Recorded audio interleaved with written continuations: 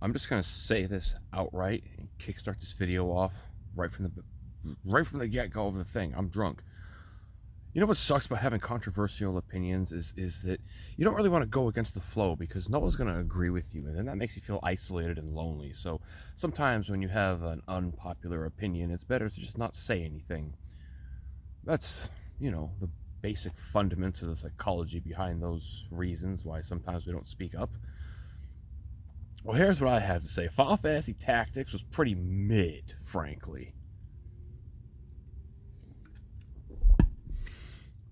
And that's fine.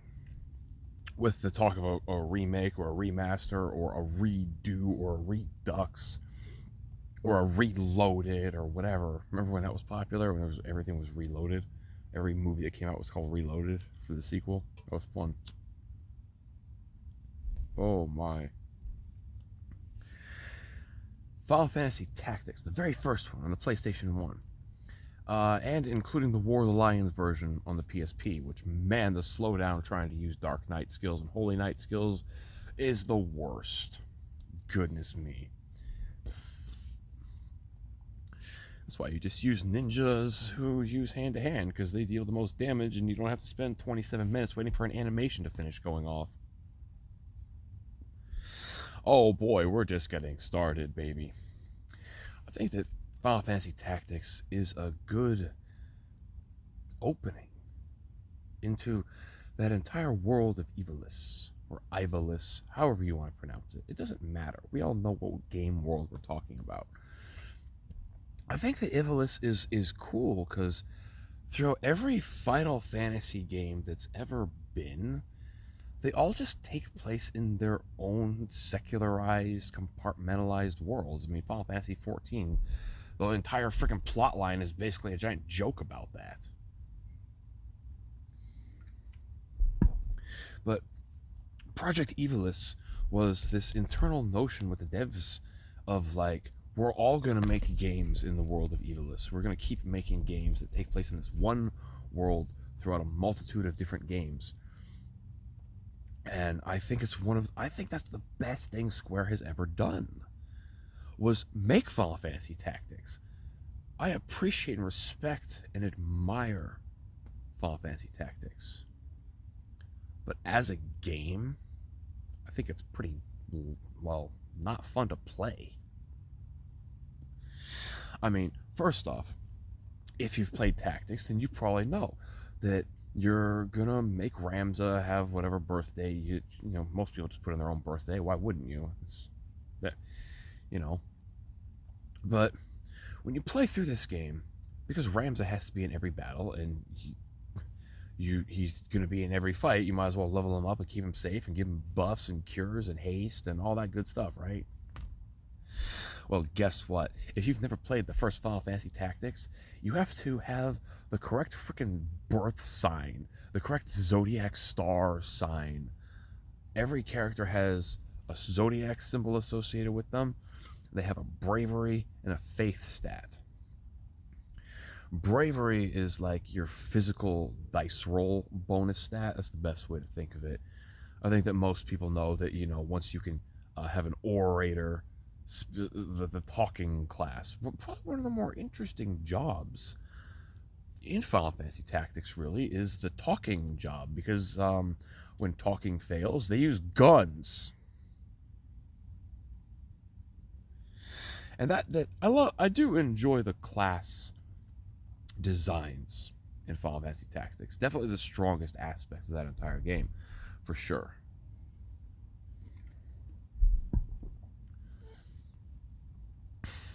But Tactics Advance just made it better by having it be based on racial trees with some job crossovers. My biggest complaint with Final Fantasy Tactics is that you only play as humans.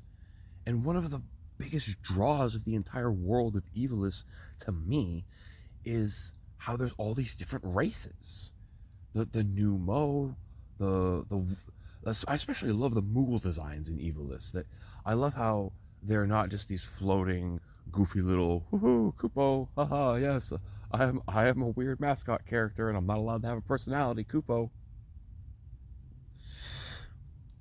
In Tactics advance in Final Fantasy 12, you know, you see all these different Mughals with really just sly, wry attitudes, very incredibly clever and intelligent, and that's why they do a bunch of mage races. They can be thieves. They do a bunch of physical utility, but not heavy physical damage.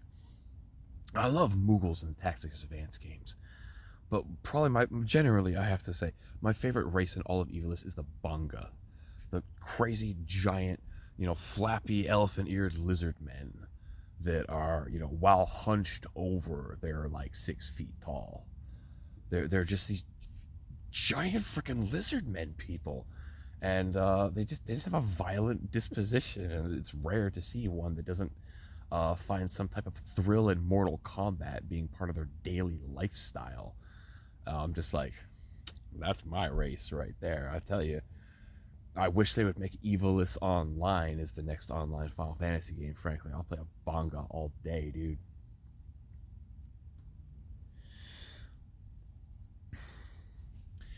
And Banga has the only, unique adjustment to Monk in the entire franchise history. Like, with the after years, we had Kain become the only Holy Dragoon in the series history. And I have to say, man, I would love a job-based tactics game where Holy Dragoon is an advancement for Dragoon. Like, dude, that would be the ultimate juice.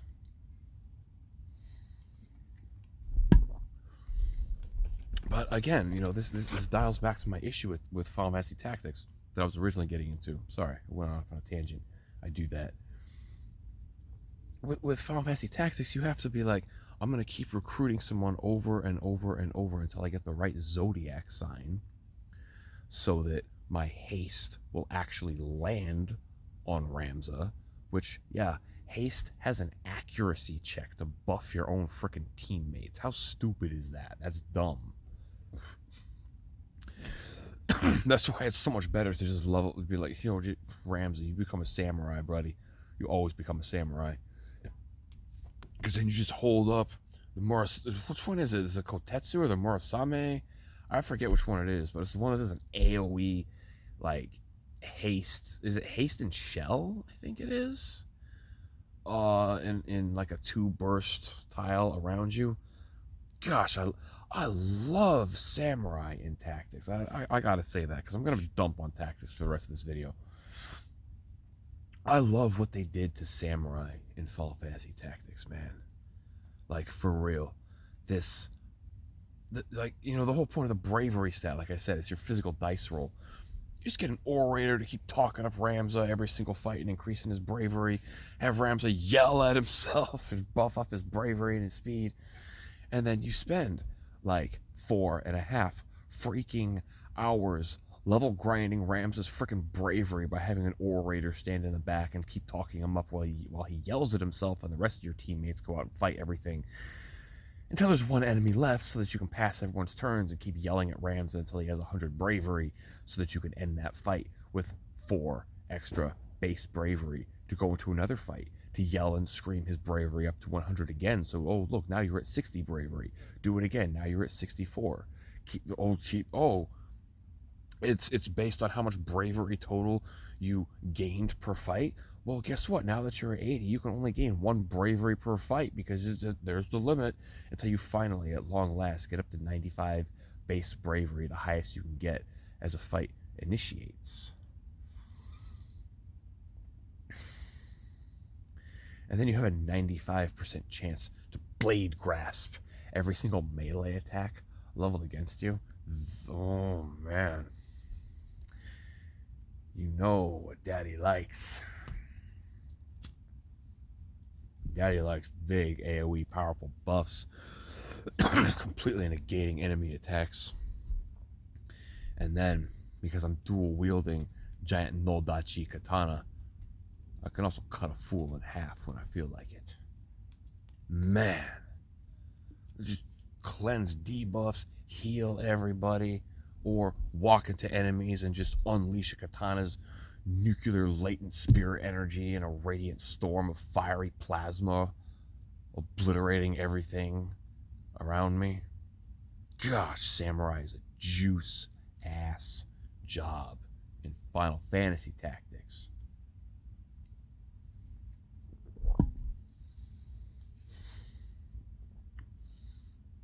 But man, I hate royal court drama because it's all the same. You know, Julius Caesar got murdered. Shakespeare wrote the same story of that happening 15 different ways.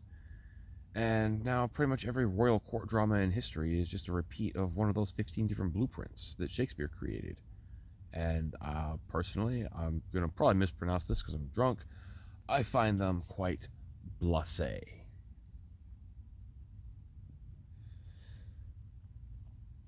They're that one French fry that, despite being dunked in oil, came out whiter and pastier than a jar of Miracle Whip and just has no crispiness or flavor.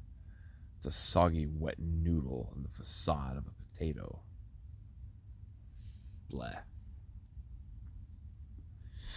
And so, at this point in my life, gauging off of 15 playthroughs of Final Fantasy Tactics, I think it suffices me to say that I have probably sunk about 2,000 hours into this game.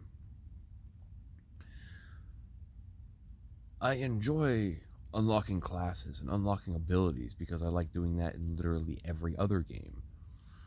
But really, just at face value, Final Fantasy Tactics is one of the most boring grind slogs in video game history. And in that regard, I rather detest it. And the core problem of it lies in the fact that all of your really good advanced jobs, they require you to level so many other freaking jobs. And then Final Fantasy Tactics Advance comes along, and it's like, by the way, it's all just separated by a bunch of different race trees. Humans can become these 10 different jobs. Mughals can be these 9 different jobs. Bonga can be these 9 different jobs. Viera can be these 10 different jobs. Mughal, New Mo can be these just. And then in Advance 2, they added the Grig, whatever, the flying succubus people, and then the Seek, the big giant pig people. And I just love the world of Tactics Advance and Tactics Advance 2 the most out of any entry in that entire Ivalice corpus. They're just so bright and colorful. Honestly, they just make me happy to play, and that's something that I can't really say about a lot of games, to be honest with you. I mean, I enjoy a lot of games that I play, but very few games just make me happy to play them. Tactics Advance and Tactics Advance 2 both accomplish that for me. And one of the biggest reasons for that is because, again, the Bonga are the best freaking race ever. Because they can become white monks. They can become Templars, gladiators. Oh man, Templar. I never played Final Fantasy XI when Rune Fencer was around, but Templar is basically an equivalent of that.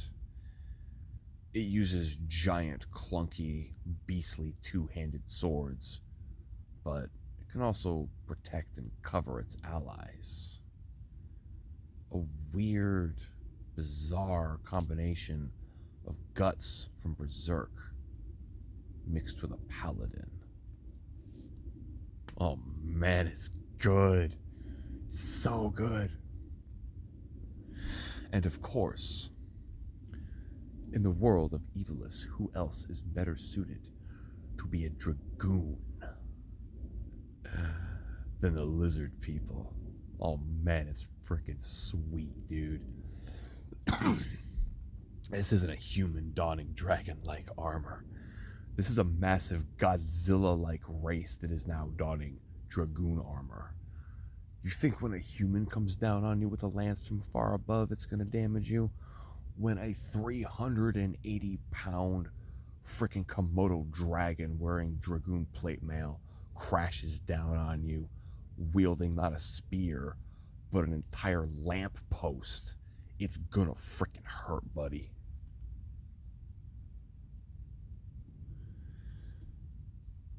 And, but I have to say, Tactics Advance 2 just absolutely takes the cake. Because one of my favorite things to do in job-based games where you can subclass abilities and passives and have all kinds of access to accessories and gear that give you immunities to this status ailment, and this element heals you, and, you know, things like that. I love breaking them in half and then rubbing the two halves together to make a fire out of them.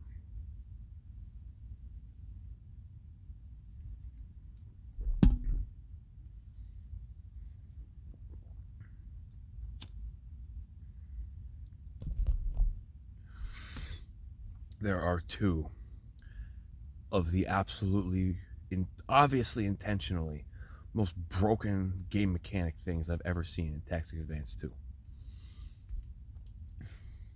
Put two new Moes in your party. The docile, little dopey Eeyore race. I love them. They're so freaking cute. Honestly, I wish I had a new Mo plushie. I would never get rid of that for the rest of my life. I love those things. They're so cuddly. I also like Eeyore from Winnie the Pooh, so whatever. My point is, you level up two of them from the get-go, man, and you turn them into time mages. And once they learn the ability quick to give a turn to another ally, you give them half MP cost. The way Tactics Advance works, and this is one of the reasons I love it so much more than regular Tactics, is because in Final Fantasy Tactics, your mages start at max MP, and they can cast magic until they have no mana left, which is probably like 3 turns into a 15-turn long series of combat. So you better bring a chemist or someone who can use ethers, otherwise your mages are freaking useless after they've expended their mana. I despise that in every single video game ever made. Mages being useless once they're out of mana. I effing hate that. They should have some type of functional utility other than using their mana. This is why I absolutely hate Black Mage in Final Fantasy XI, and I can't stand it. Because when they have no mana, they have nothing. But Tactics Advanced and Advanced 2, when you start battle, you're at 0 MP. When you get a turn, you get like 12 MP for this turn. The quick spell, it costs like 20 MP. And so you have half MP cost. Now it takes 10 MP. Hey, other time mage, it's your turn. Oh, look, you got 12 MP because it's your turn now. I'm going to spend 10 MP and give you your turn, other time mage. Oh, actually, I believe it's your turn, my fine gentleman. Why, gracious sir, I actually believe it is your turn. And continuously build up an unlimited amount of MP at the beginning of a fight and initiate thermonuclear meteor detonation on your foes before anyone can move, like a freaking time mage should be able to do. It's a chronomancer. You should be able to control time. And in this game, if you use 2 of them, by golly, can they ever. The other thing is to get the samurai class, the one that uses Iaido. See, Iaido is a cool, like, samurai ability where you use an elemental attack and hit an enemy with your katana. If you're dual wielding, you do the weapon skill twice.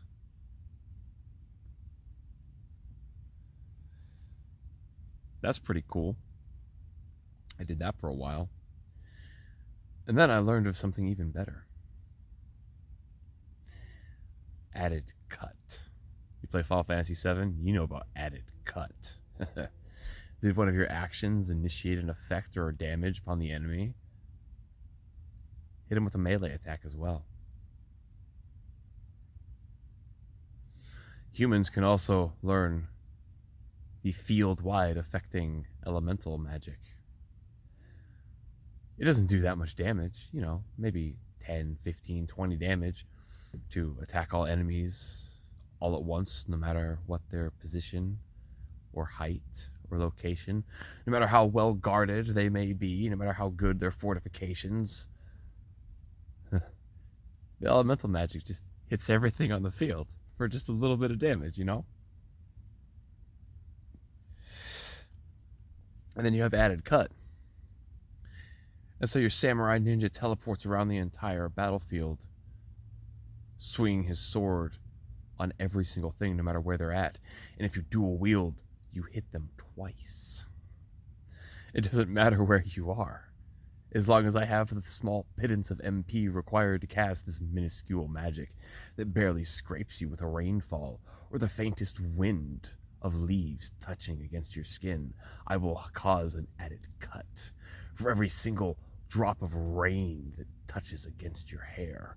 Added cut. 2 swings of the katanas against you every single turn, especially after your 2 time mages create an infinite time loop of eternal mana and then start suffusing it turn after turn into your ninja. Nothing can escape the teleporting dual wielding ninja who abides by the law of nature. Man, it's good. Break that game in half, man. Every job and race association in Tactics Advanced is where it's at. It is a superior evolution of Final Fantasy Tactics, and it has eternally bothered me how many people treat it as the inferior step cousin and treat Final Fantasy Tactics like it's so great. It's such a horrendous time sink slog that barely gives you anything in return for your efforts. But the Tactics Advanced games, those are effing fire. That's my opinion. I mean, I'm not even talking about the Wii-Graph fight, for crying out loud. I don't even need to get into that. That's absolute bullcrap. I don't care how much you love Final Fantasy Tactics, you have to admit that Wii-Graph bullcrap, especially after the game encourages you to save. Man, I got a bunch of Metal Gear Solid and Twisted Metal on my memory card, dude. I don't have infinite save slots on this thing. So, guess what? I saved the game right before the Wii-Graph fight. Guess what I had to do my first time through that game? Start the whole effing frickin' thing over again because I wasn't going to let this game beat me and I was going to show it who's boss. I know Final Fantasy Tactics inside and effing out. And again, I respect it. I appreciate it for the foundational groundwork that it laid. But to say that it's the best, as I was saying, the food in China 6,000 years ago is better than what they're producing today. It's an insult to the artistic talents and creative efforts of people who strove to create something beyond their initial creation and to make it better.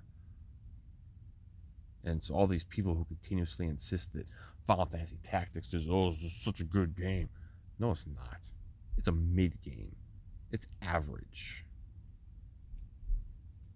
But Tactics Advance, it's where it's at.